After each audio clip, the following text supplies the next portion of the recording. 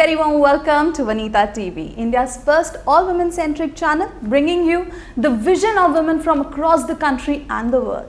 And we're celebrating your favorite Vanitha TV's 13th anniversary, and to make this day even more special and powerful, we have met up with the most respected, influential and inspirational women of the country.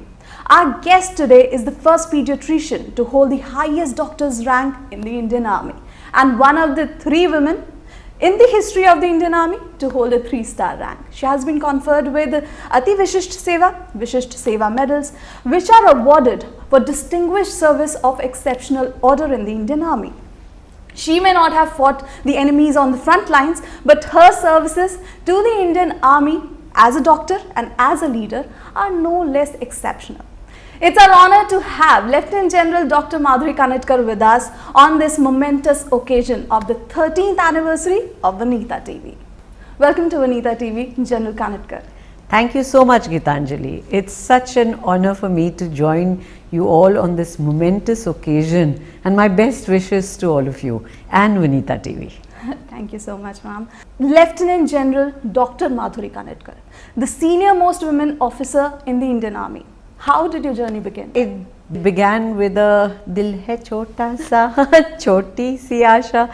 So I think it was just about the, the pride of the uniform and the discipline that I saw at AFMC. So when I wanted to do medicine, it is this very aspect which attracted me to the Armed Forces Medical College, and there was never any looking back from that. Yes, how was your reaction when you first got to know that you will be the first pediatrician to hold the highest doctor's rank in the Indian Army? It took me a while to think of all these aspects came later, that I'm the first and I'm the first pediatrician. More important was that it had been a very, very satisfying journey, a journey where my husband and me had taken a difficult path against a lot of family wishes, and a journey along the way where we decided we have to reach the pinnacle together, of growing together without growing apart, as I've often quoted. And I think that was what was the final glory.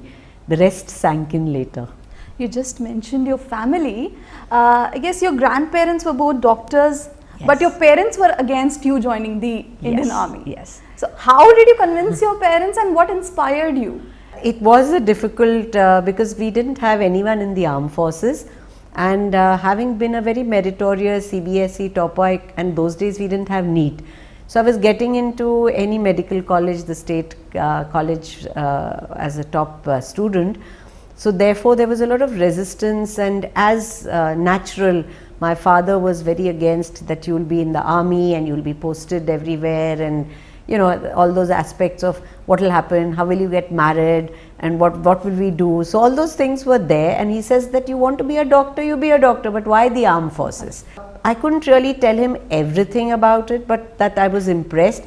But actually I'd met my husband, who had also been from NDA. So at that point there was somewhere in the background a dream, a desire, which so all I could do was throw a little tantrum and win my first case of joining AFMC.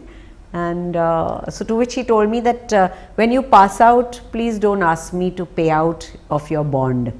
And I promised him that, and I stuck to it. And he must be really proud. If they could see you today, yes, they would be really proud of you. I know, I miss them. But even while they were alive and I'd reached the post of a brigadier, they were very proud. They said that especially my mother, who the armed forces cared for in her last days as a renal, she said, I couldn't have imagined being treated so well anywhere else. I'm so proud to be known as your mother. Now, I would like to know that special memory, during the entire journey. Do you have one special memory you'd like to share with us? I think it was probably the day I got to, the starting of that journey, where I got those stars on my shoulder for the first time, and I was already married. So whereas there was one set of parents for everyone, I'd got married between passing out and being commissioned in those 15 days. Everything was in full fast forward. And I had 2 sets of parents. I had this table full of trophies, and I had a husband on my side. So I think it was a memory that for years, even till date, is fresh. And the second was when my husband pipped me for my Lieutenant General's rank and said, we did it together. When you think about army, when someone says army or soldier, our mind automatically starts thinking about men in camo and with guns and all. I mean, that is the image of the army. But you once said that a soldier doesn't have a gender. Would you like to elaborate on that? Absolutely. I mean, not just a soldier. I've always, vouched for having donned 3 hats of a soldier, a teacher and a doctor. Why just a soldier? None of them have a gender. I mean, everyone made a hue and cry as the first woman dean. And I said, dean doesn't have a gender. It's about capability, and the armed forces actually recognizes that. And see how we've come a long way. It's been in stages, where first we were women in the medical corps only, our nursing corps is completely women. And then we got women coming in for the Army, Navy, Air Force, initially as short service. Now they are commanding regiments.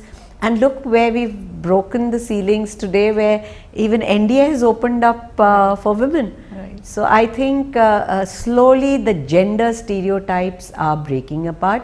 But at the same time, since this is a women's channel, I would love to tell all the women listeners that it's okay, you don't have to be doing exactly everything the same. I like Gandhiji, has been quoted to say, it's not just physical capacity, it's your indomitable will. So bring that to the table.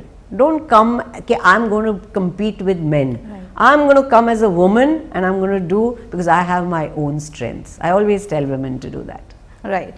And how about the initial days? Were they like exactly how you thought, or did you also go to not at all. motions of emotions? Not at all. I mean, you see, all of us have this, romantic vision of the armed forces, right, because we grow up looking at armed forces in movies. So you feel you were always, being escorted, all the having some nice parties, dancing. From that, it was a very different. Like I've always shared that out of 36 years of our marriage, till he superannuated, we were never posted together for 24 years. There was just 12 years that we really stayed together. But that has changed. So today the armed forces is, as more women are coming in, is much more sensitive for spouse co-location. Mm-hmm. But those times were very difficult, having to manage as a single parent, your domestic front, the right, children at home. Right. And I said there are children everywhere, because as a pediatrician I had a ward full of children. So handling everything was extremely tough. And that was exactly what I was going to ask you next. Because when you say army, but I say posting. You get posted to a different place every few years. Yes. So how difficult was it for you to manage both personal and professional lives? Absolutely. I mean, when you it's challenging enough when you pick up your bags and baggages every 3 years, go to a new place. And there were times when, say my husband was even more in field areas. As a pediatrician, I wasn't. But we'd actually open the map of India to see where that place was. I mean, how many average Indians who don't have an armed forces background have heard of all the, remote locations, whether it was Uri, then the movies made them right, popular, or Tinsukia and Rangia. So they were places which we had to also open the map to see. So that was extreme. So even for a normal person to pick up bags, go and land up in a new place where you settle down, you have to have your house, the school, your maid, the same problems are there for any woman. Mm-hmm. So in that, to do a duty is even more difficult. But I am really grateful to my colleagues, my friends who, and such times always, because the armed forces is like one big family. Right. So we don't restrict to this, parents are not there, your senior colleagues are there. They always pitched in. They make things very welcoming when you reach a new place, help you settle down, tell you all this thing. So I think that is what made it a little easier. Mm-hmm. And like you just mentioned, with family, with kids, that must be really difficult. Yes. How did you manage your kids? Yes. So I always, I mean in the initial years it was a little easier, because in smaller hospitals we worked from morning 8 o'clock to 2 o'clock. So except for the when they were really small babies, and I had either a nanny full time for them, or bringing my parents or in-laws intermittently when things went really tough, when they were sick or something. But one came back in the afternoon, and I could devote a little more time to the home front. But as I grew senior, then my demands from the profession were even more, and there were very tough times, especially when they were adolescents, and they would resent, you know, that mom is never there, and we have to handle things. But at those times we had to reassure each other and support them to take their decisions. But at the end of the day, giving them values and giving them that quality of what's right, what's wrong is important, because that's made them so independent. Today both the children are grown up and so proud to have been army brats who've handled it all, been there, done that, and they can go anywhere and, you know, manage things on their own. And about your better half, General Kanitkar, I guess this was another first, both of you yes. With a 3-star rank. Yeah. So what has his role been in the entire journey? I think his role has been very, very important. And again, I would like to break a gender stereotype. We always say behind every successful man there's a woman. I would like to remove that man and woman. I think behind every successful couple, behind each other is a spouse. So it doesn't matter whether it's him behind me or me behind him. So whenever it was, the going was tough, I think we both supported each other. There was a time where he wanted to give up, and I said, no, you can't. You know, when he did his courses, I took a back seat. When I was training, he took a back seat. So it was about sharing, caring, giving each other the space, and being there for each other. I think that was important. He's been your support system throughout. Absolutely, completely. Like when we talk about gender inequality, did you experience any kind of discrimination? Did you ever feel like giving up?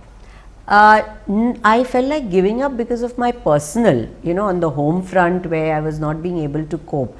But at the work, never any gender discrimination, because it's always been capability, competency, and I don't think my colleagues or my seniors ever looked at me as a woman. They looked at me as maybe a Major Kanitkar or a Colonel Kanitkar, or if you see in the armed forces, we never add after the rank a Mrs. or a Miss. Right. It's General Kanitkar. It doesn't matter. So I think that was what was there along my entire journey. There was no discrimination. But yes, the policies were a little different to begin with. They were not really facilitating women as general. Like, I mean, you know, like I said, maternity leave. My seniors said they didn't get any maternity leave. I mean, when you talk to Punita Arora or Mrs. Bandopadhyay, by the time I was having my children, we got about 2 months. Okay. And today it's 6 months. But 2 months is too less. Yes. So I still remember I would look forward to night duties in the hospital where I could sleep nicely and come back to my husband having walked the baby up and down whole night, you know. So from that, the organization has changed. Or when we joined, we all the girls were given only a short service. So I personally also lost out a little bit, because I mean, you know, short service commission officers, in spite of being top of the batch, I would be placed below the people who took permanent commission. So in a sense, it was an organizational policy which had its reasons. But today that has changed. A lot has changed, right? Absolutely. Today girls get totally merit based. PC, SSC is totally merit based. The gender doesn't matter. It's been 37 years of experience. You've been serving the Indian Army for 37 years. I'm sure our viewers would like to hear some stories from you. Yeah, there have been so many. Exactly when I retire 31st October, it will be 38 years, 10 months and 4 days. So I just got my, you know, pension this way, and I realized, oh wow, I don't remember these many years having passed away. See, memories are both. They're memories which make you feel very thrilled, which I shared in the beginning. Those were those moments of glory. But there are also moments where you know, you have really been at the sort of receiving end of making tough decisions, and at that time you feel everything is collapsing around you, and then you handle it and change that challenge into an opportunity, and you come out and say, wow, if I could do that, I can do some more. You know, it makes you tougher. So you develop that resilience and strength in you. So there are some memories like that, which I still remember. I was in Jhansi, 7 months pregnant, a leg in a plaster, and because I'd fallen down this thing, and I had a 7-year-old son at home, and I had to, in that, you know, move on a temporary move to some other place. So it was everything all at one go, and I felt it's so unfair, I can't handle it. But then when you have to do it, you find solutions, and I went through all my duties, completed, even went, Gwalior, saw some patients, came back, and then after that I said, like, okay, it wasn't so bad. Or, you know, appearing for my exams during such things with a child at home, giving my best to the organization, continuing to, everyone feels, you know, we rush from one degree to another. But I felt, when I look back, I felt the armed forces let me take things at a time. And you see, the new education policy addresses that let people come back to being lifelong learners. And the armed forces let me do that. So I was always between. So after 4 years, did a post-graduation with a small child at home, and then went on for nephrology with 2 children at home. And it didn't stop there, because I'd conquered it all. When I finished that, I went in for a medical educational research fellowship, and I did that for another 2 years. So, you know, it became part of my life. So those are some moments. Another difficult moment was letting go and looking after sick parents. But when I look back at the amount I could do for them, it was a tough time. I had moved from clinical into administration. There were huge demands. It was a new job, new content, which was totally different from seeing children in the ward. And at the same time, one after the other, I lost my parents in the same year. But at that time, it was extremely tough. Luckily, my husband was with me, supporting me. But when I look back and I say, I was so lucky that because I wear this uniform, I could give the best of care to my parents. I could do the job. I could help my own children settle down, and I came out tougher. I think you feel that it was a good decision at that time, right? Yes. Okay, so the Deputy Chief of the Integrated Defence Staff. So how important is it for the army, and how does it work? I think it's a very, very important. This Integrated Defence Staff was created after the Kargil war, where we realized we are an amazing Army, Air Force, Navy. But when you need to put up a unified front, you need a unified strategic way of functioning. And that is how this IDS was created, to integrate the 3 services. And just 2020 January, we have the new post of the Chief of Defence Staff, who now helps integrate and bring out the best. And as a medical advisor, as a principal staff officer to him, it gives me a lot of pleasure to integrate the medical services under the Director General Armed Forces Medical Services with this, align it to the requirement of the Army, Navy and Air Force as services. And see, came to light during COVID, because had we just said, okay, let the medical people look after the patients, let the Army do its bit, it wouldn't have been an integrated effort. I think we could come across as a unified force, whereas we handled the patient care, but it was not only about the doctors. All 3 services came together. The Navy was using their ships to transport things. They were taking oxygen to all our Lakshadweep, Port Blair. The Air Force was bringing in oxygen cylinders, transporters, and so much of aid from all the countries, and then redistributing it within the country. So it was all, the Army itself had their drivers, the fleet, the trucks. So it was a real combined service, and the medical services came in with the healthcare. Even when manpower started falling short, the Army gave in their battlefield nursing assistants, which were GD soldiers, they came and worked in our COVID hospitals. So if the armed forces as a unified force, and we nicknamed it as Ko-Jeet because it was a cooperative win over the virus, and the Prime Minister had already told us this is a war, Right. and we fought it together on a integrated method. So I think that showed how important it is to work together. Right, and that's what I was coming to next. You're the head of Ko-Jeet operations, and you're also the chairperson of COVID Crisis Committee. So how different was it from your regular ops? Regular operations, it's a human enemy. So you know, he is more finite, he can be seen. Here the enemy was a small virus, a little tiny particle which created havoc to the world, and which was so ubiquitous. It was changing form, it was mutating, and it was spreading really fast. So therefore the war was to be fought where the soldiers now were the doctors. The second thing is, in a war, there's a war zone. There's a war happening. It's happening at Kargil, it's happening at one of the frontline places. Here it was in every house. The enemy was in every house. So army is trained to do a very disciplined thing where you don't harm a civilian population. Here we had to enter every household, we had to reach every person.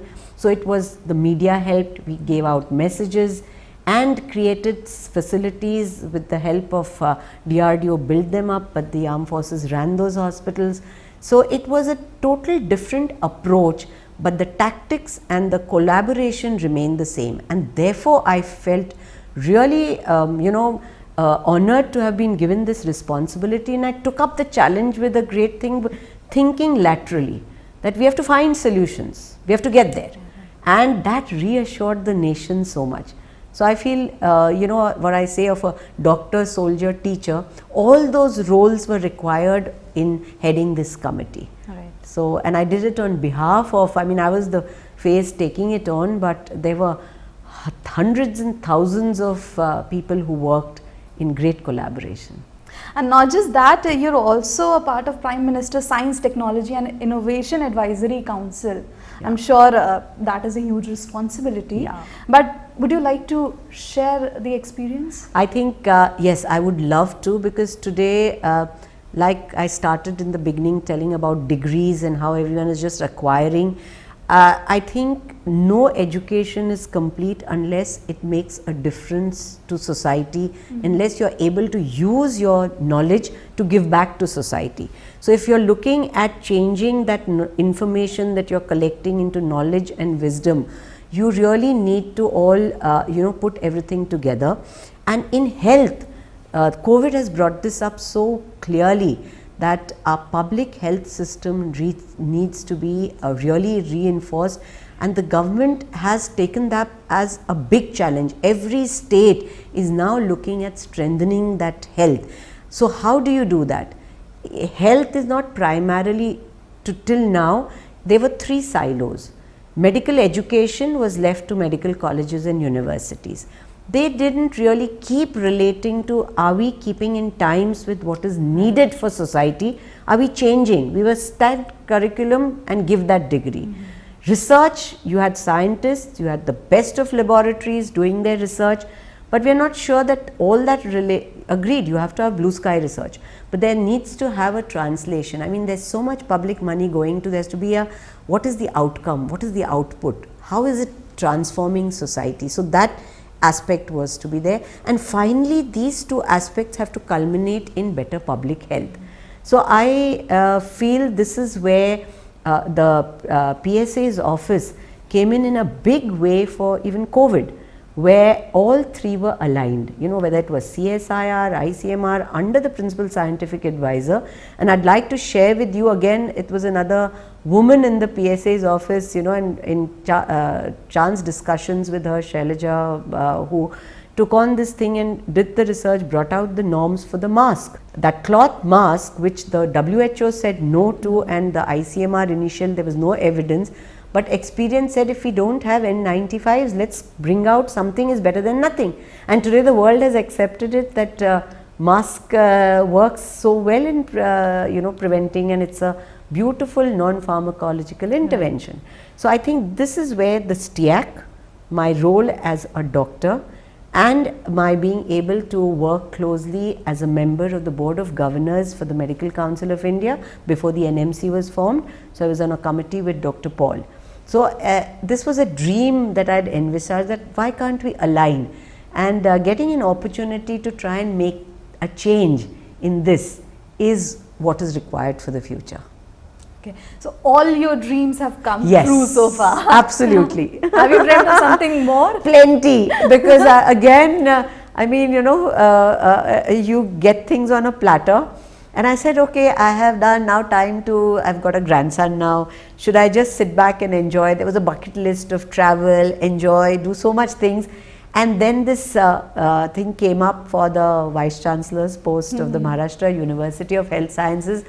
And I looked back and I said, look, I have the capability, I have the energy, and I want to make a difference. I want to make a change. So should I be satisfied to just sit back and enjoy my pension and retirement, or should I continue to give back? And I chose the latter. And again, the family said, you can do it. So I've taken that on, and I have a huge new dream list of how to align medical education to and research to public health. So as a Vice Chancellor of Maharashtra University of Health and Sciences, how different is this role? Again, it's not very different. See, it's if you look at it, there are commonalities and there are differences. If I look at the commonalities, it is again my thing as a teacher, a doctor, a researcher would come in, and if I want to bring the best of today, what do we want in the country? Why does the country look up to the armed forces? The only difference is discipline, self-discipline, the way we carry ourselves, the way we are, in that uniformed this thing. So that discipline and punctuality, doing things in time is so important, and I think the nation needs that. So if I can bring this strength into the university and get a team, because most people I've realized working with, it's not just the armed forces, I've worked with students, I mean they're all civilians, and along the way I've realized that people all do like it, they want it, but sometimes they don't know how to go about it. So maybe I can give a little direction and bring the best of this, and at the same time it also continues to have the need of education, health and research, and I get all three there. The difference, if you say, yes, I'm used to get up in the morning, not thinking ki kya pehna hai. All my life I've worn a uniform. School mein uniform pehna, AFMC mein uniform pehna, uske baad Fauj mein uniform. So it starts from that ki abhi I'm not going to be wearing this uniform is a huge thing that I have to get used to. And also that it cannot be the same way. In the army, a senior says that this has to be done, everyone is going to. That's going to take a little time. So I have to also change. I can't expect everyone around me will change. I will also change, and I'll bring the best of both to each other. But now you'll have to decide what you have to wear every day. Yes, that's a thing, and I think for a woman that's very important. But as you were talking about discipline, you've always been disciplined. Yes. How were you with your family and your children? Oh, I was called Hitler. My children call me Hit 2. That is Hitler 2, because but it was never, there's a difference being authoritative and being authoritarian. So it was never that non-negotiable. So at every stage it was what is yes, what is no. But what they need to, being a pediatrician, having known how to handle adolescents, I knew where my limits and I could not. But definitely I think it was, and I don't know whether it had an impact that there were two disciplinarians at home, that both the children didn't join the armed forces, and they said we are disciplined enough. No more. No more. Okay, so last but not the least, what is your message? What would you like to tell all the women watching this interview, the youth of the country watching this interview right now? Oh, that's a excellent thing. There's not just one thing. Firstly, that you are 50% of the population and you are capable 100% as an individual. So be yourself. Bring the strength of a woman to your whatever, to your education, to your workforce, to your home. Don't forget your nurturing, caring and the qualities that you have as a better communicator. Bring that strength to your workplace. Balance out your time, take your priorities. I mean, if you're there are times if the child at home really needs you, then that is the moment you have to this. So you balance out all along. But while doing all that, there are two things I'd like to tell women. Don't be harsh on yourself.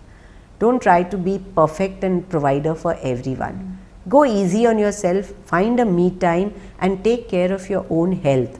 Most women neglect that. So as a doctor and a woman, if there's a message, I'd like to tell all women to take care of your health, get your checkups, have a physical fitness schedule in your place. That is how you're going to take it to new places. So since that was the last question, Gitanjali, I'd like to use this opportunity to convey my compliments to Vanitha TV for this 13th anniversary and my best wishes to all the viewers and not just the women. I hope I'm telling the men that you're equal part of being and nurturing an empowered woman. She needs you. Be shoulder to shoulder with her. Thank you and Jai Hind. Thank you so much for your time, General Kanitkar. It was a very inspirational and influential discussion with you right now. And a big salute to you from all of us. Jai Hind. Jai Hind.